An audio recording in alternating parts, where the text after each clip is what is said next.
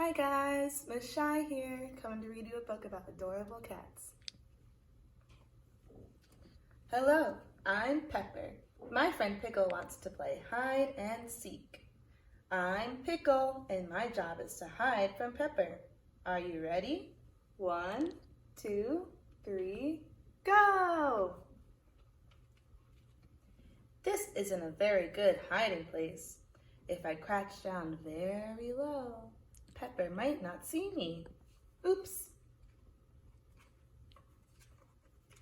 Do you think Pepper will spot me up here?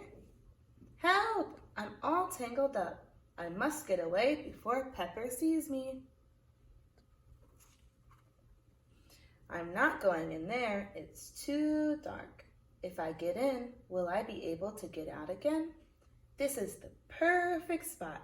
Pepper will never find me in here. Where can Pickle be hiding? I can see you, Pickle. The end.